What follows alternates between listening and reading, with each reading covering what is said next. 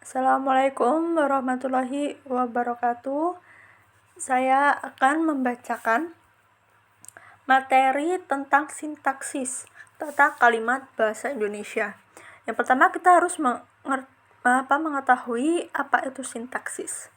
Kata sintaksis sendiri berasal dari bahasa Yunani yaitu sun yang berarti dengan dan kata tatain yang berarti menempatkan. Jadi, secara etimologi berarti menempatkan bersama-sama kata-kata menjadi kelompok kata atau kalimat. Manaf menjelaskan bahwa sintaksis adalah cabang linguistik yang membahas struktur internal kalimat. Struktur internal kalimat yang dibahas adalah frasa, klausa, dan kalimat. Kemudian ada fungsi sintaksis dalam kalimat. Fungsi sintaksis pada hakikatnya adalah tempat atau laci yang dapat diisi oleh bentuk bahasa tertentu. Wujud fungsi sintaksis adalah subjek, predikat, objek, pelengkap, dan keterangan.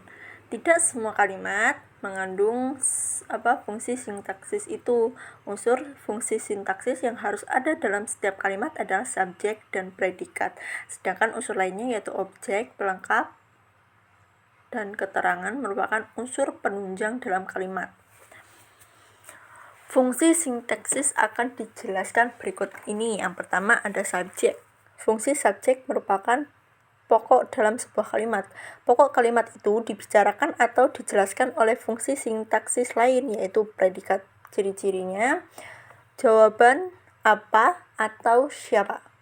Kemudian dapat didahului oleh kata bahwa, berupa kata atau frasa benda, nomina, dapat diserta kata ini atau itu, dapat disertai pewatas yang, tidak didahului preposisi di, dalam, pada, kepada, bagi, untuk, dan lain-lain.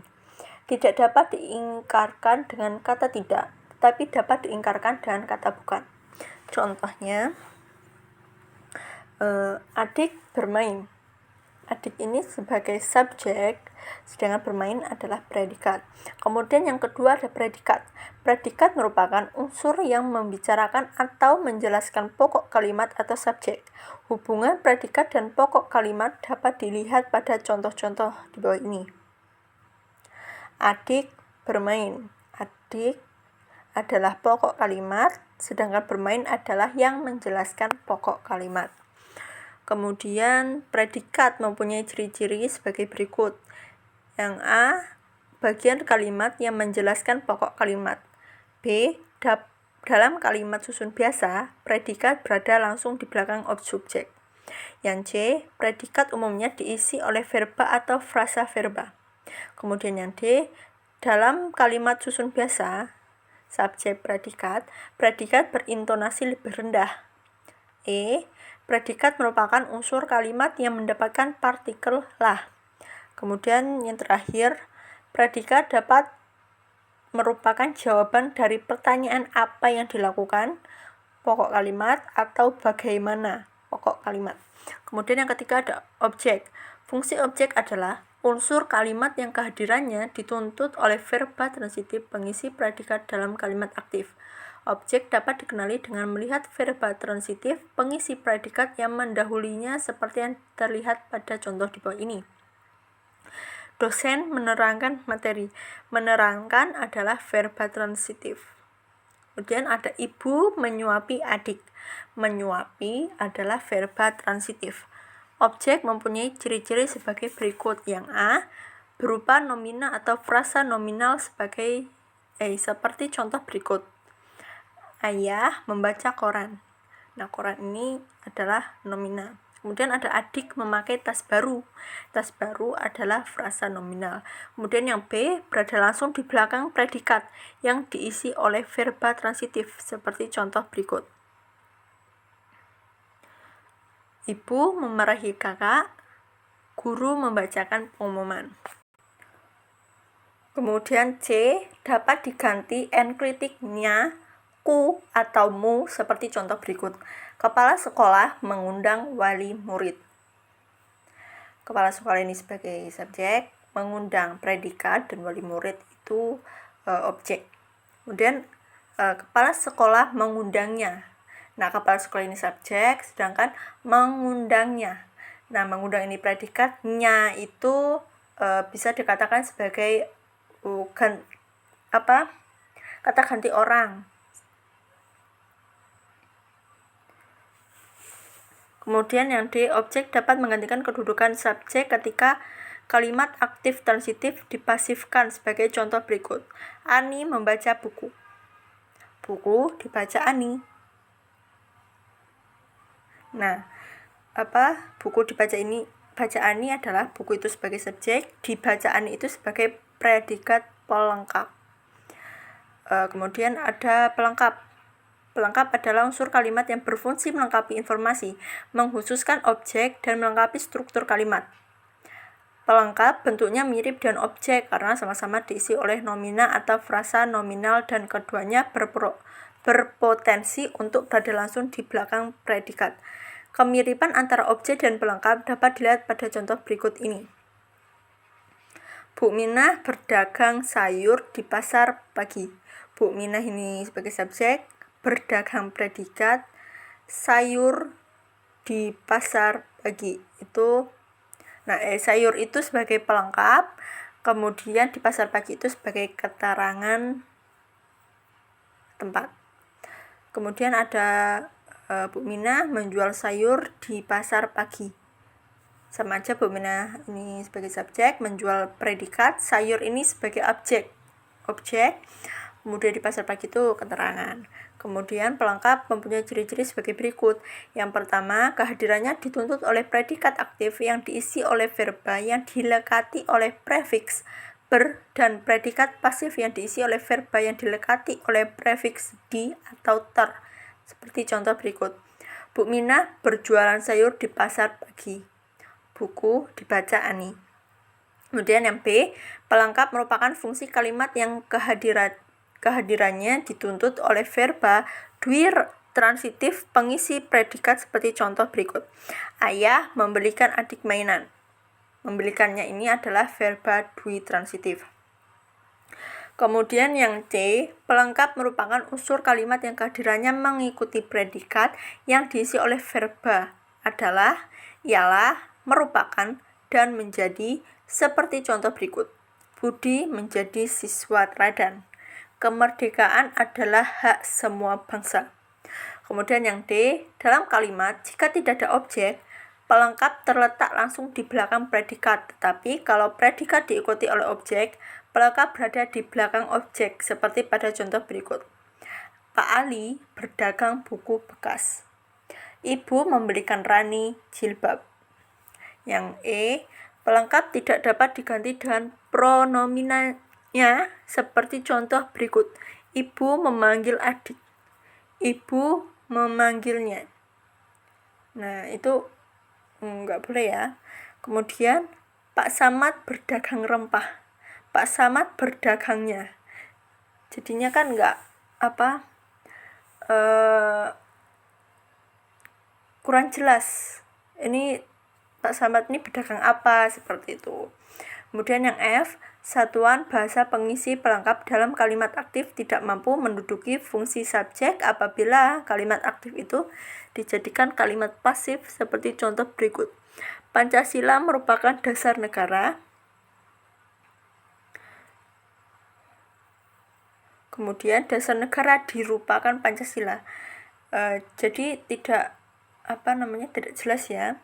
Kemudian yang keterangan adalah unsur kalimat yang memberikan keterangan kepada seluruh kalimat. Sebagian besar unsur keterangan merupakan unsur tambahan dalam kalimat. Keterangan sebagai unsur tambahan dalam kalimat dapat dilihat pada contoh berikut. Ibu membeli kue di pasar.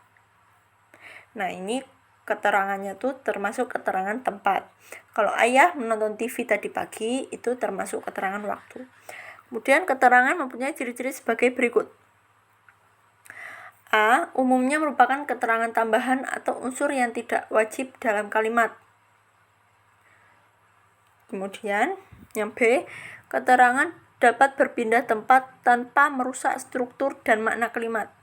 Contohnya nih, dia membuka bungkusan itu dengan hati-hati. Dengan hati-hati, dia membuka bungkusan itu. Sama aja. Dan tidak mengubah makna pada kalimat tersebut. Kemudian yang C, keterangan diisi oleh adverbia, adjektiva, frasa adverbial, frasa adjektival, dan klausa terikat. Seperti contoh berikut. Rivi datang kemarin. Ibu berangkat kemarin sore. Menurut Manaf, keterangan dibedakan berdasarkan maknanya. Seperti dijelaskan berikut. Yang A, keterangan tempat. Keterangan tempat adalah keterangan yang mengandung makna tempat. Keterangan tempat diawali oleh preposisi di, ke, dari, di dalam, seperti contoh berikut. Ayah pulang dari kantor. Atau Irfan bermain bola di lapangan. Kemudian ada keterangan waktu. Keterangan waktu adalah keterangan yang mengandung makna waktu. Keterangan waktu diawali oleh preposisi pada, dalam, sepanjang, selama, sebulan, sesudah. Selain itu ada keterangan waktu yang tidak diawali oleh preposisi, misalnya sekarang, besok, kemarin, nanti, dan contohnya seperti dia akan datang pada hari ini atau dia menderita sepanjang hidupnya. Kemudian ada keterangan alat. Keterangan alat adalah keterangan yang mengandung makna alat. Keterangan alat diawali oleh preposisi dan, dengan, dan tanpa. Keterangan alat dalam kalimat seperti contoh berikut. Ibu menghaluskan bumbu dengan blender atau kue itu dibuat tanpa cetakan. Kemudian ada keterangan cara. Keterangan cara adalah keterangan yang berdasarkan relasi antar unsurnya, bermakna cara dalam melakukan kegiatan tertentu. Keterangan cara ditandai oleh preposisi dengan, secara, dengan cara, dengan jalan, dan tanpa. Pemakaian keterangan cara dalam kalimat seperti contoh berikut. Dia memasuki rumah kosong itu dengan hati-hati. Nah, keterangan caranya itu adalah yang dengan hati-hati. Kemudian ada keterangan tujuan. Keterangan tujuan adalah keterangan yang dalam hubungan antar unsurnya mengandung makna tujuan.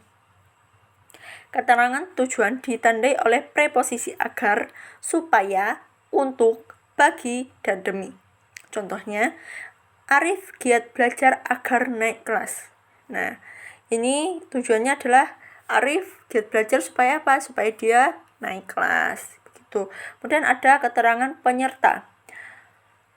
Keterangan penyerta adalah keterangan yang berdasarkan relasi antar unsurnya yang membentuk makna penyerta. Keterangan penyerta ditandai oleh preposisi dengan, bersama, berserta, seperti yang terdapat di bawah ini. Mahasiswa pergi studi banding bersama dosen.